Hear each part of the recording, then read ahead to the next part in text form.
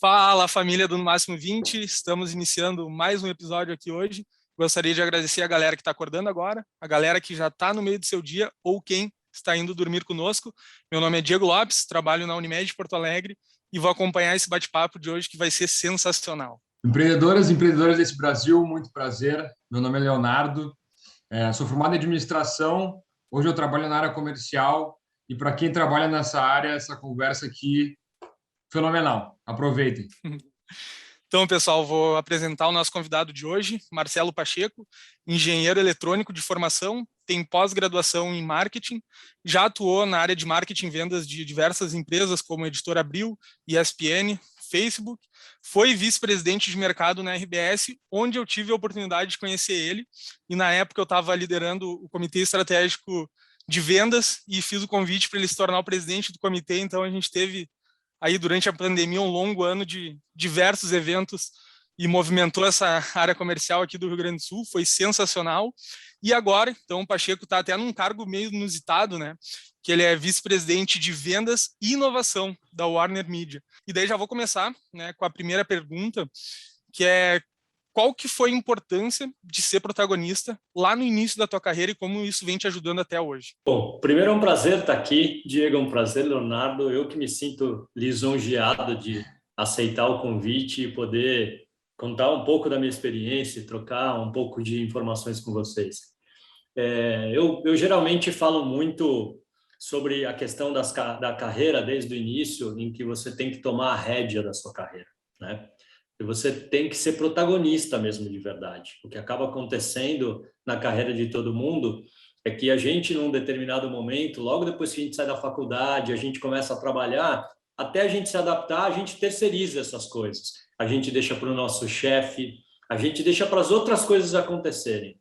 Eu, desde o início, sempre tive a visão e a sensação de que eu deveria conduzir minha carreira da forma que eu achava que deveria conduzir. Até para poder ter os aprendizados nos erros, né? E eu cometi erros ao longo do meu processo.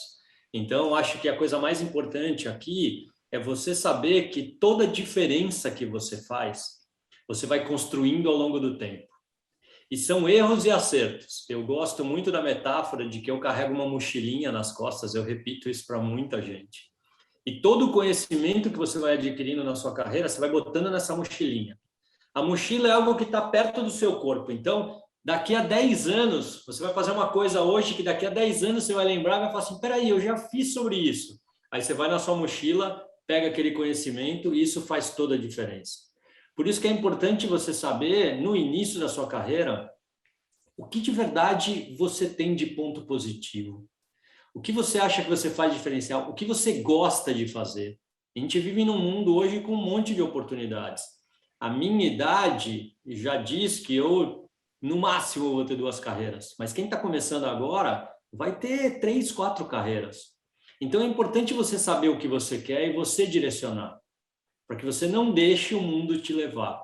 Principalmente hoje em dia, porque ele vai te levar para um monte de lugares e aí você perde o foco. É importante você saber o que é. E aí dá para você fazer mudanças de carreira, sim. Mas é muito, muito importante que você assuma o controle desde o início. Você tenha a visão de onde você quer chegar. Você faça a diferença. Você tem que lembrar sempre que você foi contratado e você está numa empresa e naquele seu micro-universo você tem que fazer diferença. Então, o que eu fiz hoje que eu poderia melhorar para amanhã? Eu chamo isso também de baby steps. Se todo dia você fizer uma melhora pequenininha, daqui a 1 ano, você está muito melhor do que todos os seus pares que estão do lado. Esse mindset é muito importante a gente ter desde o início da nossa carreira. E isso faz a diferença, é como juros compostos.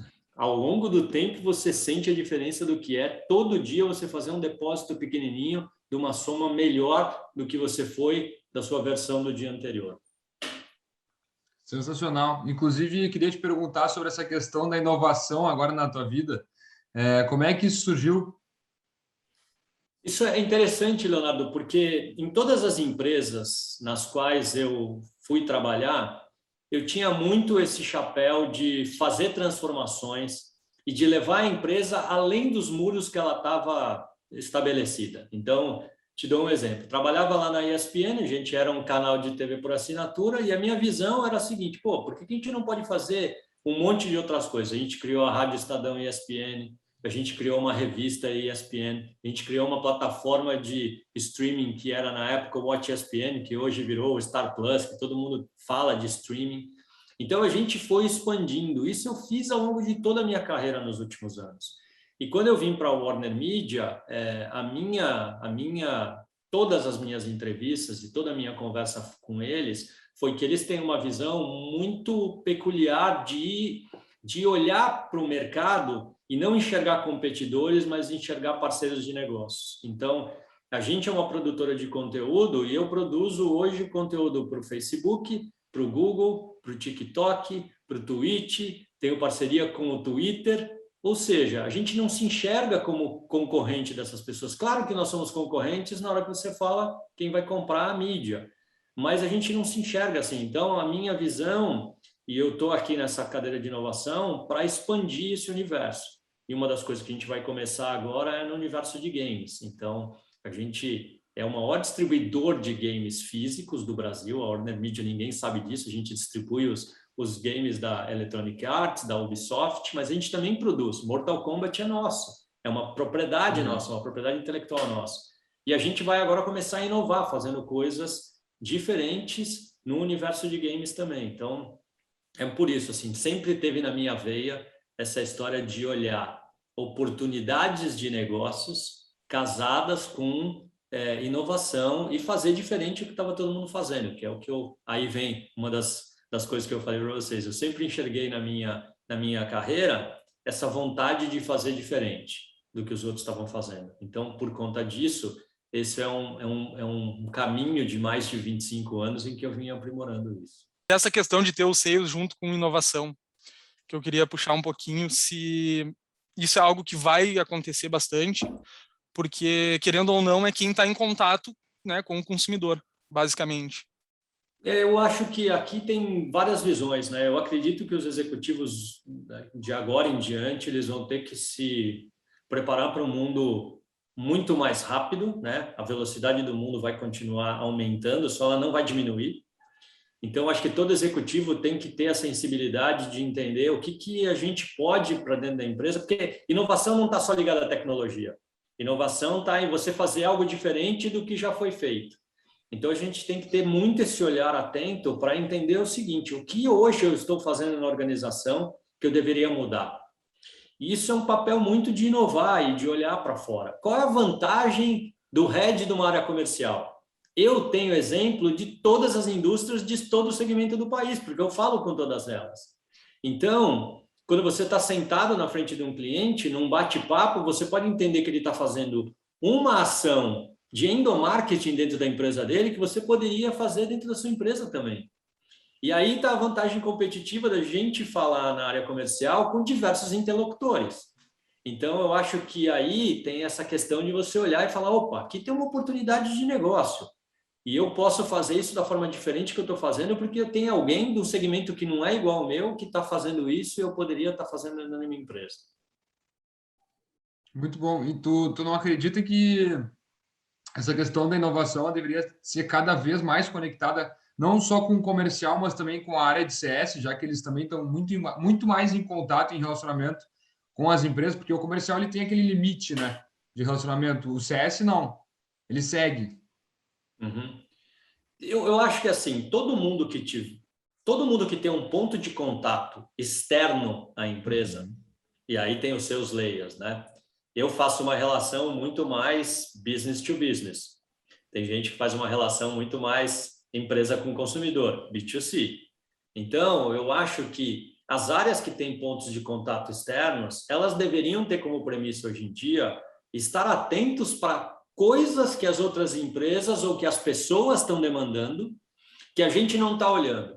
Qual é o processo normal hoje numa empresa? Você senta dentro da empresa e você fica administrando por conta do dia a dia, apagar um monte de incêndio. Mas você não está com aquele olhar atento dizendo o seguinte: mas tem alguma coisa diferente aqui que está acontecendo? Isso eu acho, para mim, que é um diferencial competitivo. Então, todo mundo que está em conexão com alguém externo da empresa, deveria estar pensando dessa forma. O que esse meu interlocutor pode me contar de diferente de algo que eu poderia estar fazendo na minha empresa agora e não estou fazendo porque estou só pensando em atendê-lo da forma como ele pede. Porque muitas vezes o consumidor nos pede alguma coisa, mas a gente mesmo não nos questiona. E quando a gente questiona e vai chegando num layer mais abaixo, a gente começa a entender que talvez tenha uma oportunidade de oferecer algo a mais do que ele pediu. E aí que eu acho que vem esse diferencial de ter esse olhar um pouco mais atento para o que está acontecendo fora dos muros da sua empresa. Né? Conectando essa questão do diferencial competitivo, então, com a nossa segunda pergunta aqui principal do podcast, que é: qual é a diferença de um vendedor para um excelente vendedor? Essa é uma boa pergunta. Tenho falado muito sobre isso ultimamente. E é assim, ó. O vendedor normal, ele tem uma audição seletiva. O que eu quero dizer? Quando eu estou conversando com algum interlocutor, que eu quero fazer um negócio, eu fico a todo momento tentando programar o meu cérebro para responder algo que eu quero e não ouvir a pessoa verdadeiramente. Então, alguém hoje em dia, para ser um excelente vendedor, primeiro, ele tem que ter uma audição verdadeira. O que é isso? Enquanto o seu interlocutor fala com você, você presta atenção no que ele está te dizendo. Segunda questão, vendedores têm o cacuete ou a vontade sempre de apresentar alguma coisa, de levar uma proposta. No mundo de hoje em dia, não necessariamente naquele dia você tem que levar nenhuma proposta. Às vezes você tem que entender qual é o problema de verdade do cliente, porque muitas vezes ele também está confuso de qual é o problema dele, e duas cabeças pensam melhor do que uma. Você pode ajudá-lo, inclusive, a como ele vai trafegar na solução daquele problema. Então, a primeira coisa é ter uma audição verdadeira. A segunda coisa é ser curioso, perguntar.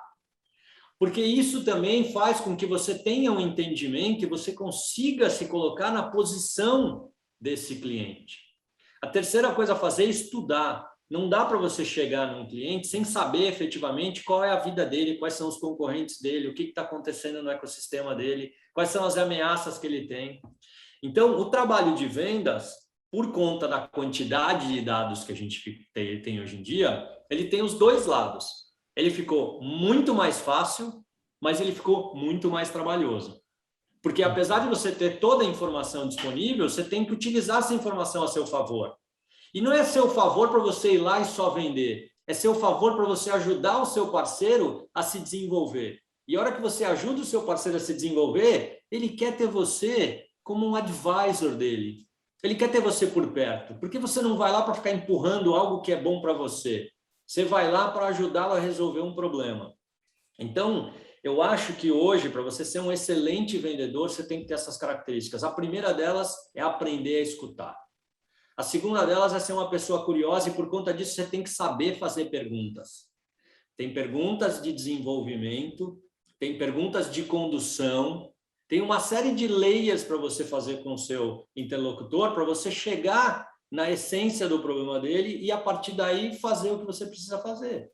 Mas não chegar com uma solução pré-pronta. Você pode chegar com uma ideia, mas à medida que você, no desenrolar da conversa, você entende o que está acontecendo, aí você vai lançando mão do que você desenhou prioritariamente antes de chegar naquela reunião. Qual é o problema? O mundo hoje nos empurra para ter uma quantidade enorme de coisas. E a gente, os latino-americanos, a gente tem uma aversão a planejamento, né? E aí você vai para o anglo-saxão, você vai falar com um americano, você vai falar com um alemão, os caras fazem um planejamento antes de sentar na sua frente incrível. E aí quando ele senta na sua frente, ele é muito mais assertivo do que a gente. Então, a gente tem que começar a ter essas características e, a partir daí, as soluções começam a ser muito mais sofisticadas, muito mais assertivas e de muito mais valor. O que a gente está falando aqui é o valor que você aporta para o seu cliente. Esse é o papel do vendedor. Se você está lá só mais um para oferecer um monte de coisa para eles, obrigado, ele vai achar alguém que vai fazer esse papel de advisor para ele, alguém que aconselha ele, alguém que está pensando junto com ele. Você tem que viver a vida do cliente. Essa é a realidade. Em alguns momentos, o comercial, por ele ter metas, obviamente a meta ela ajuda muito para conseguir atingir o resultado no mês, mas a meta faz o negócio ficar uma máquina em alguns momentos. E tu acaba fazendo reuniões com empresas que não fazem tanto sentido, ou então tu perde tempo com algumas outras coisas que não fazem sentido. Como fazer um pacote legal para que realmente a gente consiga atender a dificuldade do cliente e também manter a meta, para não perder o pique, digamos, de fechar bastante contrato. Não sei se tu conseguiu me entender. Consegui. E eu geralmente falo isso algumas vezes, dependendo da situação da empresa. Muitas vezes, quando eu assumo uma empresa nova, tal, eu olho e digo o seguinte: olha só, pessoal, nós vamos ficar 6 meses sem bater meta, 3 meses sem bater meta, 4 meses sem bater meta. Por quê? Porque não tem planejamento para criar essa esteira, Leonardo. O que você tem que fazer, você tem que você tem que olhar o seu funil de vendas e criar uma esteira sabendo o seguinte: quantas propostas eu preciso ter para poder chegar na minha meta? Essa é a primeira coisa. A partir daí, qual é o mercado endereçável que você tem? Com quantas empresas você vai falar? Onde você aporta e tudo mais? Aí você faz um bom planejamento, você vai para essas empresas, depois de um determinado momento, essa esteira já está produzindo essa quantidade de negócio, porque você não deixa de colocar novas empresas no topo do funil e você sabe como conduzir as que estão no meio para o final e do final numa conversão. Então, depende da situação que você está, em algum momento você vai ter que parar e falar o seguinte: olha só, gente, nós precisamos se organizar e ter um plano bem estruturado para a gente poder entender como é que a gente vai descendo os clientes que a gente tem no funil. Qual é o problema? O problema é que a gente coloca muita coisa no topo do funil e não faz depois o trabalho para botar os que estão no topo para o meio, os que estão no meio para o final, os que estão no final para a conversão. Só que a hora que você faz esse processo, a esteira está pronta. Porque você sabe o seguinte: eu tenho 100 clientes lá em cima, eu tenho 70 clientes no meio, eu tenho 20 clientes na ponta, e a hora que eles começarem a fechar cada 10, acabou, eu vou empurrando todos para baixo e vou fazendo isso acontecer. É uma questão de planejamento. E aí tem a pressão da meta. Então, tem formas e formas de fazer isso, né? E num ano mais complexo, não dá para você chegar para a empresa e falar: olha, eu vou parar e vou começar a fazer isso agora. Aí você lida com dois. Eu sempre tenho a metáfora de 2 joysticks aqui, é um piloto com 2 joysticks. Um está no curto prazo, um está no médio e longo prazo. Ao mesmo tempo que você vai criando essa cultura na sua equipe de trabalhar o funil, você vai botando as vendas que você pode para dentro. Mas, em paralelo, você está criando essa cultura de administrar o funil de vendas e de ter um planejamento assertivo. Se você não tem dados, se você não tem planejamento, se você não sabe quanto você converte em cada etapa do funil, como é que você vai conseguir criar isso? Então, é dado, é informação, é olhar, é entender e, como eu falei, dá mais trabalho.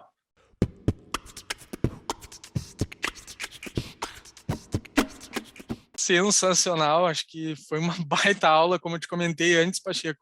Passa muito rápido o tempo. Então, para finalizar aqui, fora todas essas outras dicas, o que tu deixa de dica para o pessoal que está nos ouvindo? Eu acho que tem uma coisa que está mudando, como eu falei, no mundo, que é a velocidade das coisas, e a gente vai ter que se preparar cada vez mais.